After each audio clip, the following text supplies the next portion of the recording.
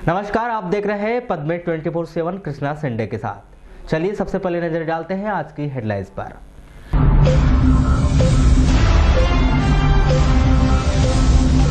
जिले भर में हर्षोल्लास के साथ मनाया गया गुरु नानक देव जी का 550वां प्रकाश पर्व।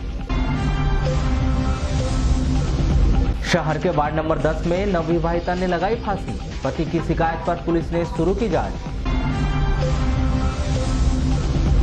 वाहन ने मारी तेंदुए के शावक को ठोकर। बालाघाट बैयर रोड की घटना। दुष्कर्म के 2 अलग अलग प्रकरण में 2 लोगों पर मामला दर्ज। कोतवाली पुलिस ने शुरू की जांच। इसरो की मदद से होगी खेती। सैटेलाइट से मिलेंगे उत्पादन के सटीक आंकड़े। केंद्र सरकार की बेरुखी, सम्मान निधि से महरूम रह गए 56 मनग्राम के किसान। शासन ने जारी किया स्वास्थ्य विभाग को करोड़ों का बजट। इसके बाद भी टूटी खटिया की मरम्मत कर रहा है विभाग। और 15 दिसंबर को होगा वैश्य महासम्मेलन, आनंद मेले का आयोजन। अब समाचार विस्तार से। गुरु नानक देव जी महाराज का 550वां प्रकाश उत्सव पर्व मंगलवार को धार्मिक आस्था और सद्भाव के साथ मनाया गया। इस अवसर पर नगर के गुरु सिंह सभा गुरुद्वारे में विविध धार्मिक कार्यक्रमों के आयोजन किए गए। इस अवसर पर लंगर एवं रक्तदान शिविर का भी आयोजन किया गया, जिसमें श्रद्धालुओं ने बढ़ चढ़कर हिस्सा लिया। इस कार्यक्रम के संबंध में गुरुद्वारा के अध्यक्ष गुरविंदर सिंह ने बताया कि गुरु नानक देव जी महाराज का 550वां प्रकाश पर्व धार्मिक आस्था और उल्लास के साथ मनाया जा रहा है। इस अवसर पर गुरुद्वारा में विविध कार्यक्रम के आयोजन किए गए थे। इस अवसर पर सेवादार हीरा सिंह भाटिया ने अपने विचार व्यक्त किए।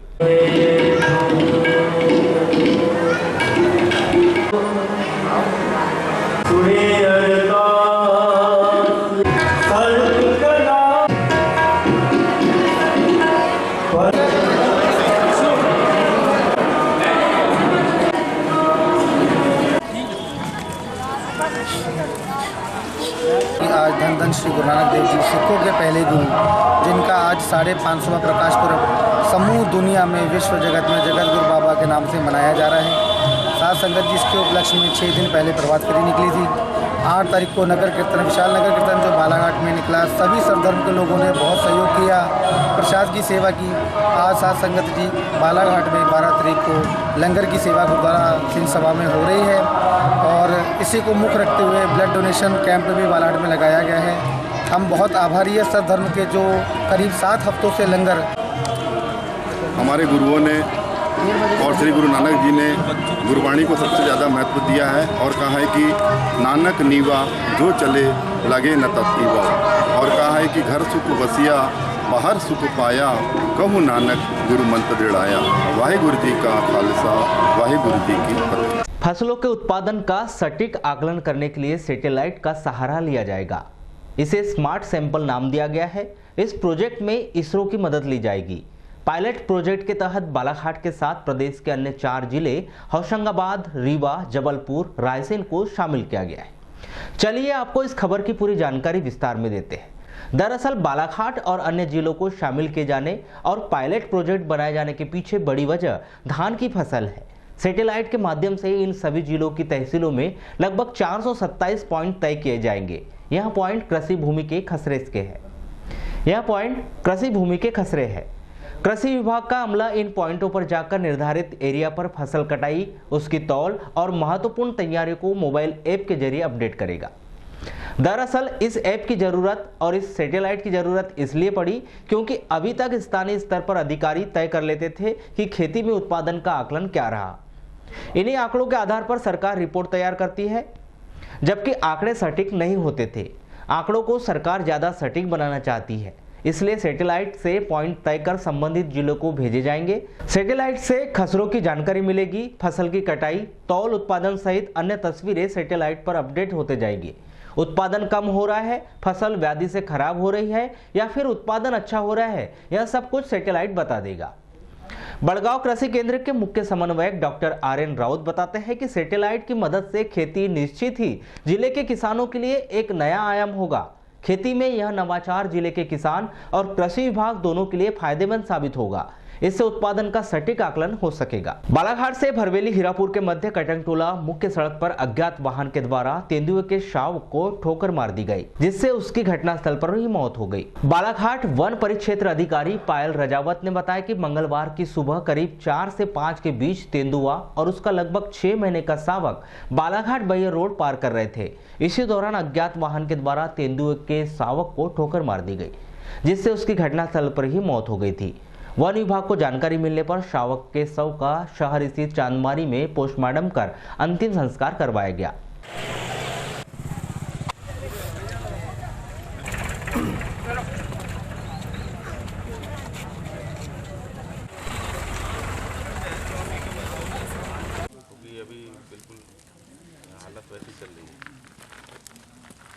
आज सुबह गांव वालों ने डायल 100 को बताया था कि एक एक्सीडेंट में एक तेंदुए का बच्चा, जो अभी हम लोग उम्मीद करते हैं 5-6 महीने का है, उसकी डेथ हो गई। तो हमारा वन अमला तत्काल मौके पे गया और सड़क पर ही इसके शव को अपने कब्जे में लेकर और पोस्टमार्टम करके अब हम लोग उसको इन्वेस्टिगेट कर रहे हैं।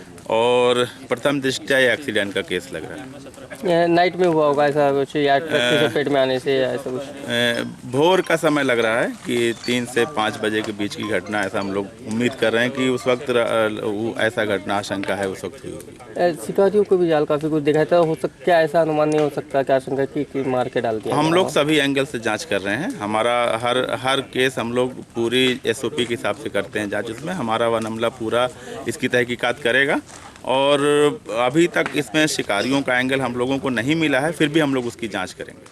आज मुझे फॉरेस्ट डिपार्टमेंट से खबर आई कि एक तेंदुए का बच्चा है, उसका शायद एक्सीडेंट से किसी डेथ हो गई करके। जब हम उसको जांच किया, देखा उसमें तो बच्चा लगभग 8-10 महीने के आसपास होगा, 8 से 10 महीने का। और ऐसा लग रहा है कि जैसे उसकी हड्डियाँ टूटी हुई हैं, सामने के पैरों की दोनों हड्डियाँ टूटी हुई है, पीछे के पैर की भी एक हड्डी टूटी हुई, इसकी पसली टूटी हुई है, लगभग सिर के ऊपर से भी शायद टायर चला गया ऐसा, क्योंकि सिर के पूरी स्कल पूरी तरह से डैमेज हो चुका है। और साथ ही साथ एक चीज़ और देखने को मिल रही है, इसके जो सामान्यतः होता है, हमें डाउट होता है जब भी हम लोग पोस्टमार्टम करते हैं, कहीं ऐसा तो नहीं कि शिकार करने के उद्देश्य से यदि उसको पॉइजनिंग की गई हो या शिकार किया गया हो, तो शिकार का जो उद्देश्य रहता है नाखून या कहीं कि दांत निकालने का, इसके चारों पैरों के जो नाखून हैं वो भी इंटैक्ट हैं जैसे कि तैसे शरीर में है, और दांत भी इसके कैनाइन दांत जो अपन कहते हैं वो भी उसमें दांत भी है। आपको बता दें कि बालाघाट से बैयर के मध्य वाहनों की गति 30 किलोमीटर प्रति घंटा रखी गई है। इस दौरान सड़क निर्माण के समय जगह जगह पर बोर्ड लगाए गए हैं, जिसमें इस बात की जानकारी दी गई है कि वहां वाहन धीरे चलाएं। यहां पर वन्य प्राणी विचरण क्षेत्र है। इसके बावजूद भी कि रोजाना यही देखने को मिलता है कि इन मार्गों पर बेलगाम वाहन दौड़ते हैं। नतीजा, महज कुछ वर्षों के भीतर ही लगभग 4 तेंदुए और बाघों के शावकों की मौत सड़क पार करते समय हो चुकी है। 2 वर्ष पहले बालाघाट बैयर सड़क निर्माण के दौरान वन विभाग के द्वारा यह शर्त रखी गई थी कि जगह जगह बैरियर बनाया जाए, जिसमें इस बात की पुष्टि हो कि वाहन पहले बैरियर से दूसरे बैरियर के मध्य निर्धारित समय और स्पीड में तय करता है। इस दूरी को समय से पहले तय करने पर कार्रवाई की जाए, जैसा कि कान्हा राष्ट्रीय पार्क के गेट बैरियर से भैंसा घाट बैरियर के बीच की जाती है। भारत सरकार के द्वारा लघु और सीमांत किसानों को किसान सम्मान निधि प्रदान की जा रही है, ताकि किसानों को आर्थिक फायदा मिल सके। लेकिन इन किसान सम्मान निधि का जिले के वनग्राम में निवासरत किसानों को लाभ नहीं मिल पा रहा है। इसके पीछे मुख्य वजह यही बताई जा रही है कि राजस्व रिकॉर्ड में जिले के 56 वनग्राम में निवासरत किसानों का नाम ही नहीं है। इस कारण नियम का हवाला देते हुए उन्हें किसान सम्मान निधि का लाभ नहीं दिया जा सकता। हालांकि इस मामले में जनप्रतिनिधि और अधिकारियों ने केंद्रीय स्तर पर पत्राचार किया, लेकिन 4 महीने बीत जाने के बाद भी इसका कोई परिणाम नहीं आया। नतीजा, आज जिले के 56 वनग्राम में निवास करने वाले लगभग 3000 से अधिक किसानों को PM सम्मान निधि का लाभ नहीं मिल पा रहा है। आपको यह बताना भी जरूरी है कि प्रदेश और केंद्र सरकार के द्वारा चलाई जा रही विभिन्न योजना, समर्थन मूल्य पर धान बिक्री, सोसाइटी से मिलने वाला खाद बीज, मनरेगा में खेत तालाब, मेड़बंधान सहित अन्य लाभ पूर्व से मिलते आ रहे हैं। लेकिन केंद्र सरकार की PM सम्मान निधि देते समय राजस्व और वन भूमि के चलते उन्हें किसान निधि नहीं मिल पा रही है। इस विषय पर जिले के अधिकारी और जनप्रतिनिधि एक स्वर में कहते हैं कि उनके द्वारा पत्राचार किया जा चुका है, वरिष्ठ स्तर पर जानकारियां भेजी जा चुकी है। जैसे ही कोई पत्र आएगा उसके अनुसार वन ग्राम में निवासरत किसानों को पीएम सम्मान निधि का लाभ दिया जाएगा। शहर के वार्ड नंबर 10 गौश नगर में एक नवविवाहिता ने फांसी लगाकर अपनी जीवन लीला समाप्त कर ली। मंगलवार की सुबह नवविवाहिता के पति वसीम खान ने इस बात की जानकारी पुलिस को दी कि उसकी पत्नी के द्वारा फांसी लगा ली। वसीम खान ने बताया कि 5 महीने पहले उनका विवाह हुआ था और 1 महीने पहले ही किराए के मकान में वे बालाघाट में रहने आए थे। सोमवार की रात को वह काम से लौटा था। इस दौरान उन्होंने अपनी पत्नी रानू को काफी देर तक जगाने की कोशिश की, लेकिन उसने दरवाजा नहीं खोला। इस पर वह बगल के कमरे में जाकर सो गए। सुबह जब उठे उन्होंने अपनी पत्नी को जगाने की कोशिश की तो रानू के द्वारा दरवाजा नहीं खोला गया। इस पर मकान मालिक की मदद से दरवाजे को खोलने की कोशिश की गई तो देखा कि रानू फांसी के फंदे में लटकी हुई है। ये मुझे सुबह जानकारी लगी कब मैं 8:30 बजे। कब? आज जी आज जी। कैसे? जब रात में ने दरवाज़ा नहीं खोली, 10:30 बजे मैं लेट आ गया, मैंने दरवाज़ा नहीं खोली तो मैं सोचा कि सो गई होंगी। रात में काफ़ी देर तक के मैं उठाने की कोशिश करने उठी तो बाजू में रूम है वहाँ जाके मैं सो गया। तो सुबह उठा 7 बजे तो तब भी नहीं उठी, उठा के परेशान। फिर नीचे में मालिक को जाकर बताया, मैंने भैया मिला रात में ऐसे बात हो गई, मेरे को ज्वेलरी जाना था तो नहीं ले जा पाया। तो मतलब दरवाजा नहीं खोली, मेरा नाराज़ हो गया। तो भैया ने बोले कि जाके एक बार मना के देख लो, उड़ जाएंगे। उठाने की कोशिश करने उठे तो फिर जैसे तैसे ऐसा करके दरवाजे को करा तो ऐसे क्लिप निकली, जाके ऐसा झाँक के देखा तो फांसी लगी। अच्छा, क्या नाम था इनका? रानू। पूरा नाम क्या? रानू शीशा। कहाँ रहती है? ये मेरा कुटेकाड़ी। कौन लगती है आपकी? ये वाइफ। वाइफ। कब शादी की थी आपने? 5 मई। अच्छा, ये दूसरी शादी बोलते हैं आपकी? जी। तो कब मतलब दूसरी शादी मतलब कैसे? जी, पहली वाइफ मेरी। टीआई विजय सिंह परस्ते ने बताया कि शहर के वार्ड नंबर 10 में एक महिला की मृत्यु होने की सूचना मिली। इस पर उनके द्वारा हम स्टाफ के साथ मौके वारदात पर पहुंचकर जानकारी ली। मृतिका के पति वसीम खान निवासी बनेरा थाना कटिंगी का है। उसके द्वारा लालबरा टेकाड़ी निवासी रानू क्षीरसागर से प्रेम विवाह किया गया था। इस कारण रानू के परिजनों ने आने से इनकार कर दिया। पुलिस के द्वारा पूरे प्रकरण की विवेचना शुरू कर दी है। एक महिला की वार्ड नंबर 10 गौस नगर में फांसी पर लटक कर आत्महत्या करने संबंधी सूचना मिलने पर मैं अपने हमरा स्टाफ के साथ पहुंचा। जो उसके पति वसीम खान और पिता शेख करीम, जो ग्राम बनेरा थाना कटंगी का रहने वाला है, यहाँ पर किराए के मकान में रह रहे थे पति पत्नी। और उक्त संबंध में जानकारी लेने पर ज्ञात हुआ कि फरियादी सूचनाकर्ता वसीम खान पूर्व से शादीशुदा है, जिसकी पत्नी ग्राम बनेरा में रहती है। उसकी 2 बच्चियां हैं और खाना वगैरह बनाते समय उसकी पहली पत्नी जल गई थी, जिसके चलते उसने जो है दूसरी शादी की थी। और दूसरी शादी जिससे की थी उसका नाम रानू क्षीरसागर, ये जाति पवार है और ग्राम टेकाड़ी थाना लालबर्रा की रहने वाली है। परिचित होने के कारण इसने लव मैरिज कर ली थी और लव मैरिज करने के उपरांत यहाँ पर किराए के मकान में करीब 1-1.5 महीने से रह रहे थे। उक्त घटना के संबंध में जानकारी लेने पर ज्ञात हुआ कि मृतिका के परिजन से फ़ोन द्वारा बात कही गई मेरे द्वारा, जिसमें मृतिका के पिता ने साफ इनकार करते हुए कहा कि चूँकि उसने अपनी मर्ज़ी से शादी की है, घर वालों की नापसंद से शादी की है, दीगर जाति में शादी की है, मुस्लिम समाज में जाति की है, इसलिए हमारा उससे कोई लेना देना नहीं और ना ही कोई वास्ता है। खैलानी जनपद क्षेत्र के अंतर्गत आने वाले ग्राम पुलपुट्टा में प्रतिवर्ष के अनुसार इस वर्ष भी मेधावी छात्र छात्राओं के सम्मान समारोह का आयोजन किया गया। पठार संघर्ष समिति और शिक्षा विकास समिति के संयुक्त तत्वाधान में आयोजित मेधावी छात्र छात्राओं के सम्मान समारोह में पठार क्षेत्र के अंतर्गत आने वाले कक्षा 10वीं और कक्षा 12वीं के टॉप 10 मेधावी छात्र छात्राओं को प्रमाण पत्र, स्मृति चिन्ह व नगद पुरस्कार देकर सम्मानित किया गया। साथ ही कार्यक्रम में उपस्थित अतिथियों ने उनके उज्जवल भविष्य की मंगल कामनाएं की। कठिनाइयों की आवश्यकता होती है क्योंकि यह सफलता का आनंद उठाने के लिए आवश्यक होती है। इसलिए कठिनाइयों को कभी परेशानियां नहीं समझनी चाहिए। ये वो चीज होती है जो हमें साहस भरती है। वो बच्चे जो टॉप 10 में नहीं आ सके, मैं उनको भी बधाई देता हूँ क्योंकि किसी भी कक्षा में टॉप 10 में हर कोई नहीं आ सकता, लेकिन आप प्रयास करेंगे तो अगले वर्ष जरूर आ सकते हैं। हारना गलत नहीं है, लेकिन हार से सबक नहीं लेना वो गलत बात है।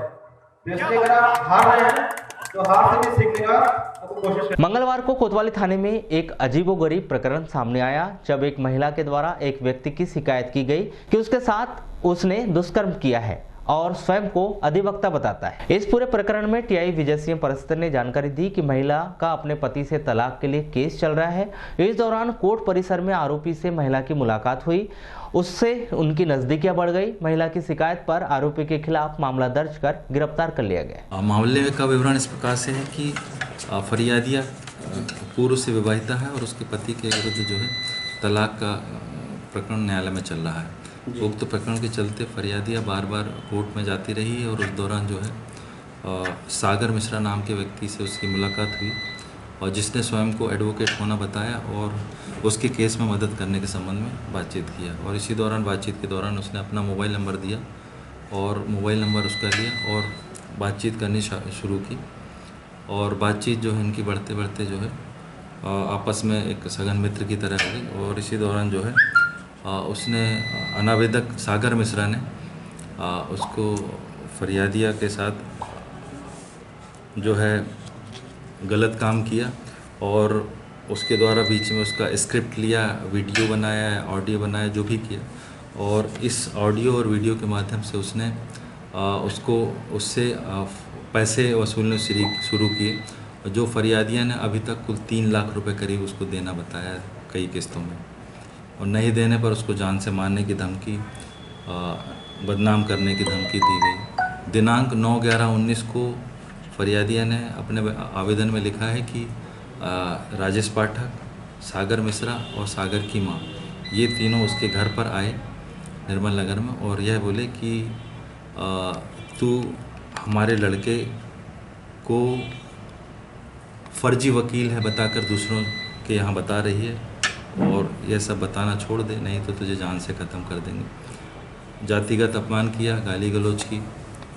इस तरह से जो है संपूर्ण विवरण पर धारा उपरोक्त धारा का प्रकरण पंजीबद्ध कर विवेचना में लिया गया। अधिवक्ता संघ के जिला अध्यक्ष दिनेंद्र सोनवा ने बताते हैं कि अधिवक्ता के द्वारा दुष्कर्म की घटना को अंजाम नहीं दिया गया है। जिस युवक के द्वारा इस घटना को अंजाम दिया गया है वह अधिवक्ता नहीं है, हालांकि कोर्ट परिसर में वे घूमते हुए दिखाई देता है। अधिवक्ता द्वारा बलात्कार करने की तो बात नहीं है और जो लड़का वकील नहीं है उसके द्वारा भी बलात्कार किया गया ऐसा कुछ नहीं है।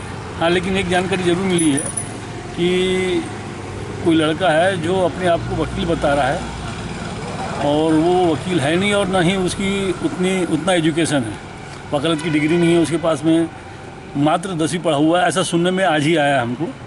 इसके पहले ऐसी कोई जानकारी प्राप्त नहीं हुई थी, तो हमने देखा, हमने सभी को बताया कि भाई जैसे ही हमको पता चलता है कल यानी बुधवार को इसके बारे में हम कार्रवाई करेंगे।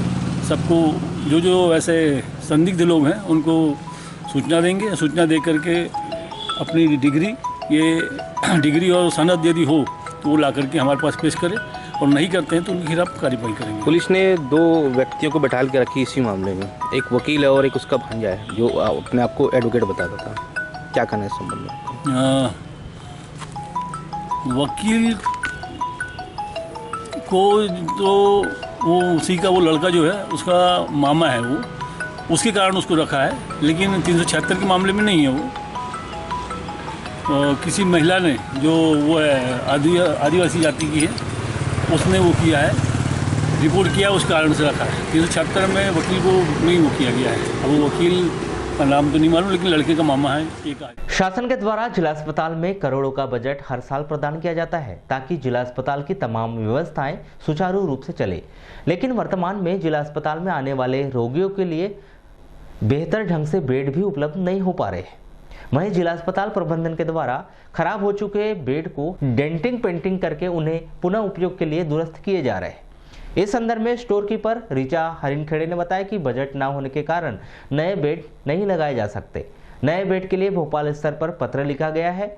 वहीं सिविल सर्जन RK मिश्र ने कहा कि जो सही हालत में बेड थे उन्हें पेंटिंग की जानी थी, लेकिन जो खराब हो चुके बेड को भी पेंट कर दिया गया। उन्होंने बताया कि बजट न होने के चलते नए बेड नहीं आ पाया है, इसके लिए वे प्रयास किए जा रहे हैं। शहर के उत्कृष्ट स्कूल स्थित सभागार में मंगलवार को कराटे के प्रावीण्य बेल्टों के लिए परीक्षा आयोजित की गई। इस दौरान खिलाड़ियों ने उत्कृष्ट प्रदर्शन कर प्रावीण्य बेल्ट प्राप्त किए। इस दौरान उपस्थित अतिथियों ने बच्चों को कराटे का जीवन में महत्व, स्वयं की सुरक्षा सहित स्वस्थ रहने के लिए बेहद जरूरी बताया।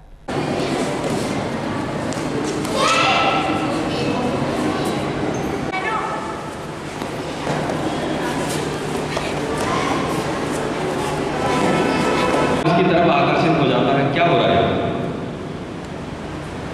कौन सा कार्यक्रम है? बच्चे हैं, बड़े हैं, छोटे हैं। तो मेरा आप सबसे ये अनुरोध है, प्यारे बच्चों, जो भी आप काम करें उसको रुचि के साथ करें, इंटरेस्ट के साथ करें, मन लगा कर करें। सफलता, अचीवमेंट्स हर छोटी से छोटी से लेकर के बड़ी से बड़ी चीज़ में पाई जा सकती है। और ये जो कराटे आप लोग सीख रहे हैं, इसका पूरे दैनिक जीवन में उपयोग होगा, सेल्फ डिफेंस के लिए, दूसरों को बचाने के लिए। वहीं बालाघाट में कराटे की परीक्षा के लिए बाहर से पहुंचे प्रशिक्षकों ने बताया कि बीते दिनों एक खबर फैली थी कि कराटे को ओलंपिक खेलों से बाहर कर दिया गया है। तो यह खबर पूरी तरह से अफवाह है, क्योंकि ओलंपिक संघ ने 2020 में होने वाले ओलंपिक के लिए उसे शामिल कर लिया है। कि 2020 ओलंपिक में कराटे को शामिल किया गया, ठीक है ना। ओलंपिक खेलों में पहली बार कराटे जो है वो शामिल हुआ है। और कोई भी खेल जो होता है उसको ओलंपिक खेलों में शामिल करने के लिए बहुत बड़ी मतलब कहना चाहिए, बहुत सी राजनीति, बहुत सी चीज़ें होती हैं। 2024 ओलंपिक है उसमें कराटे शामिल नहीं है, और हो सकता है कि आने वाले 2028 ओलंपिक में उसे वापस शामिल कर लिया जाए। तो ये ओलंपिक से अलग नहीं किया गया है। वो हर साल कुछ ना कुछ खेलों को, नए खेलों को या कुछ खेलों को बढ़ावा देने के लिए इस तरह से ओलंपिक, अंतर्राष्ट्रीय ओलंपिक संघ है वो इस तरह की गतिविधियाँ करता रहता है। 2020 में अभी जो जापान में आयोजित होने जा रहे हैं उसमें कराटे शामिल है। 2024 में कार्तिक पूर्णिमा के पावन अवसर पर नगर से सटे ग्रामलिंगा में दिंडी यात्रा निकाली गई। यह यात्रा ग्राम के प्रमुख मार्गों का भ्रमण करते हुए ग्राम के चौक स्थित मंदिर पहुंची, जहां पर विधि विधान से टीपुर जलाया गया। इस संदर्भ में लिंगा निवासी प्रमोद बावनकर ने बताया कि कार्तिक पूर्णिमा के पावन अवसर पर यह दिंडी यात्रा हर वर्ष निकाली जाती है। करीब 1 माह तक इसमें स्नान किए जाने का प्रावधान है और यह प्रक्रिया कोजागिरी के बाद से आरंभ की गई है।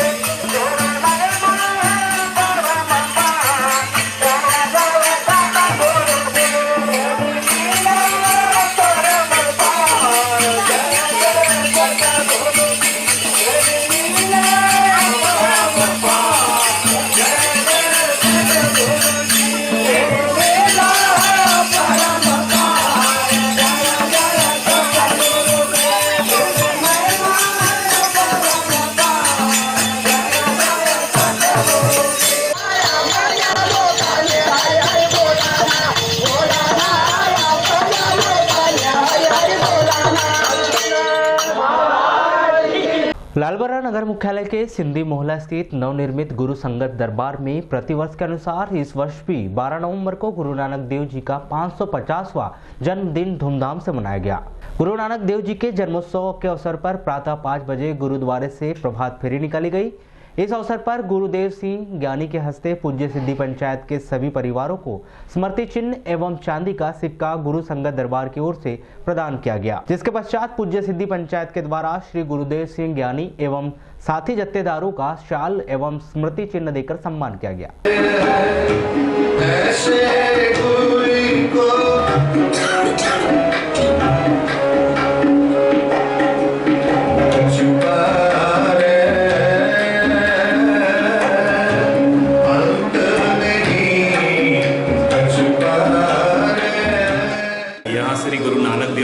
का प्रकाश पर्व 550वां साल धूमधाम से मनाया जा रहा है। उसी का ही पर्व है। यहाँ पर हमारे ज्ञानी जी आए हुए हरियाणा अलवर से, उन्होंने 7 दिन में पाठ रखा, फिर उसकी समाप्ति है आज। इस बीच में रोज कीर्तन सवेरे और शाम को दीवान सजते रहे।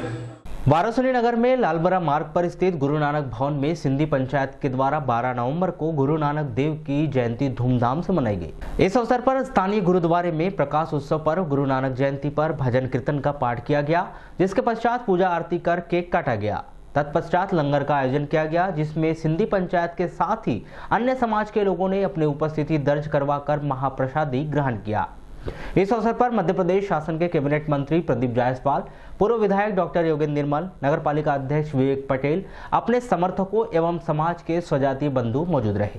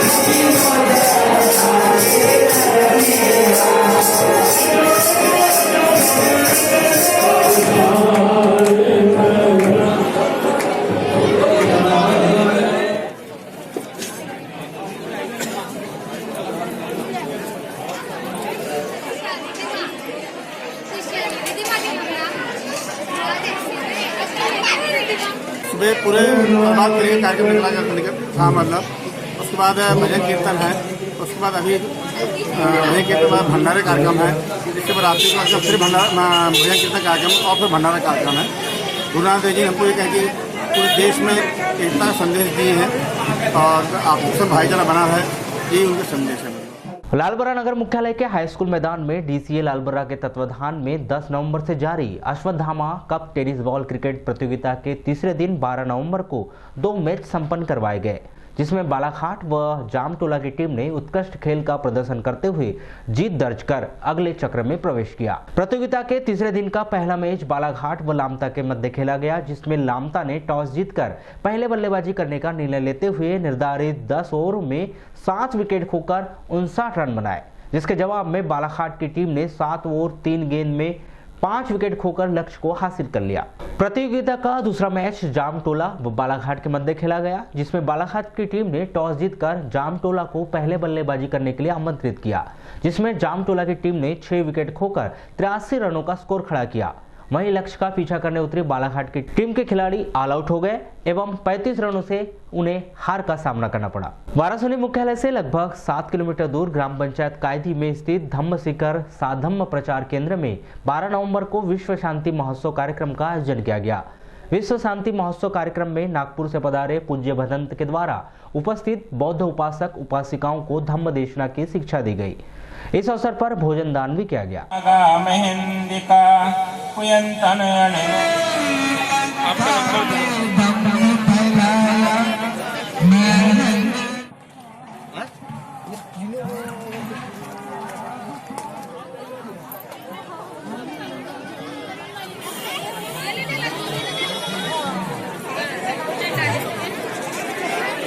आज धम्म शिखर सदम प्रचार केंद्र बनियाटोला कायदी के तत्वाधान में यहाँ पर लगातार 19 वर्षों से विश्व शांति महोत्सव का कार्यक्रम किया जाता है।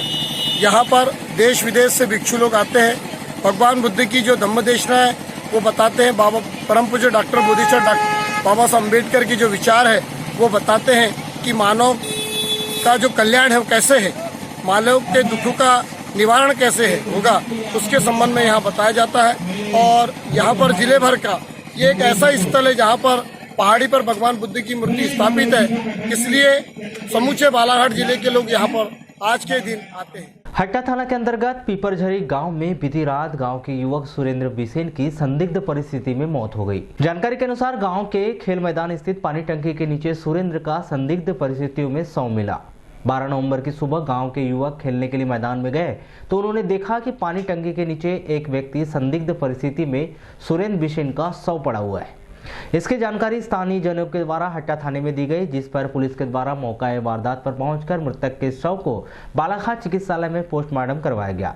और मामले की जांच शुरू कर दी गई। जेएनटी की परीक्षा देने बालाघाट आई नाबालिग छात्रा ने एक युवक के विरुद्ध अपहरण और शादी का झांसा देकर दुष्कर्म करने का आरोप लगाया। जानकारी के अनुसार तिरोड़ी थाना के अंतर्गत रहने वाली छात्रा के द्वारा कोतवाली पुलिस में रिपोर्ट लिखाई गई कि आरोपी आयुष नागदेवे ग्राम पौनिया थाना तिरोड़ी के द्वारा छात्रा को परीक्षा के बाद बहला फुसलाकर खाली मकान में ले जाकर उसके साथ दुष्कर्म की घटना को अंजाम दिया गया। शहर के पुराने राम मंदिर में 108 हनुमान चालीसा का पाठ किया गया। मंदिर के पुजारी पंडित मधुरेश मिश्र ने बताया कि भक्तों के द्वारा 108 हनुमान चालीसा का पाठ किया जा रहा है। यह आयोजन विश्व शांति के लिए किया जा रहा है।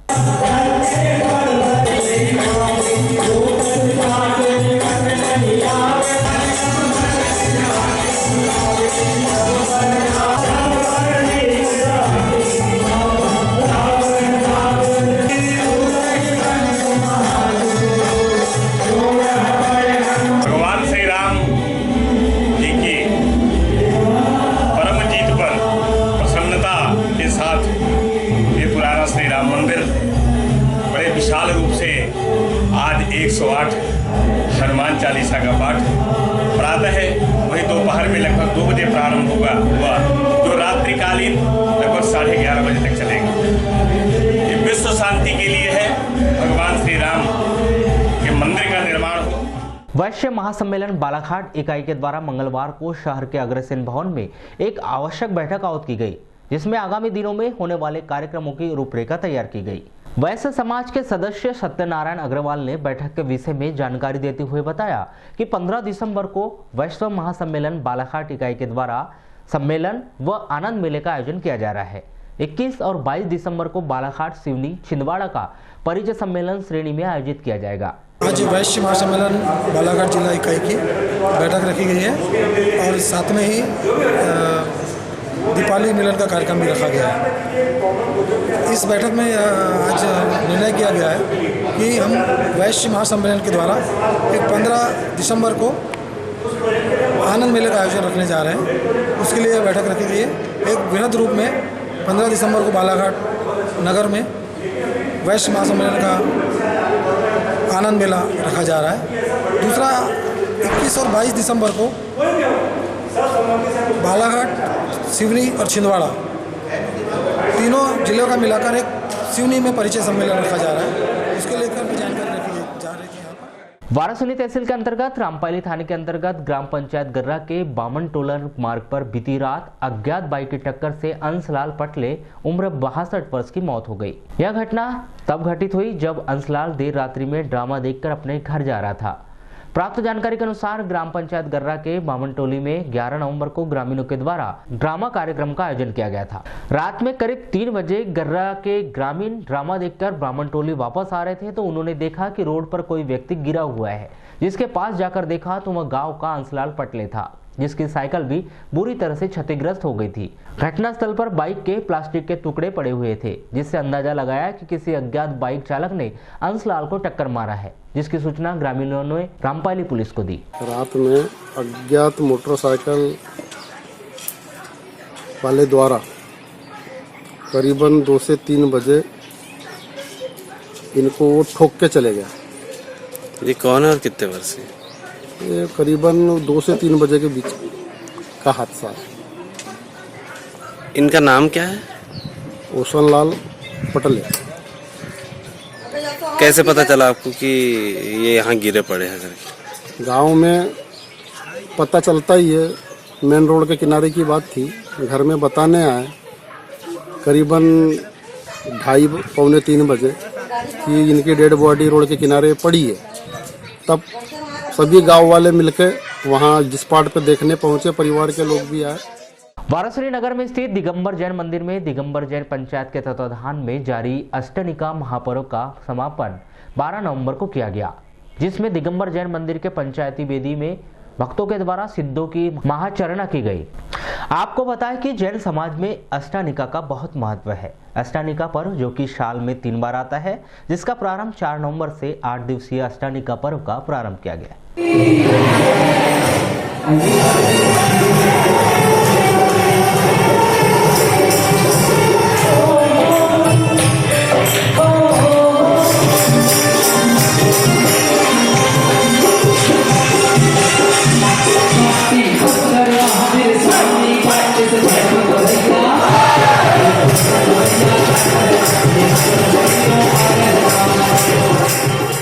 यह अष्टानिका महापर्व चल रहा है। ये जो वर्ष में 3 बार अष्टानिका महापर्व आता है, 8 दिन के उपवास का और व्रतों का।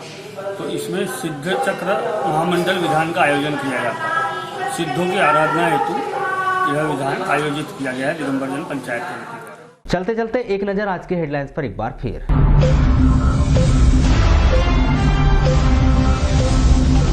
जिले भर में हर्षोल्लास के साथ मनाया गया गुरु नानक देव जी का 550वां प्रकाश पर्व।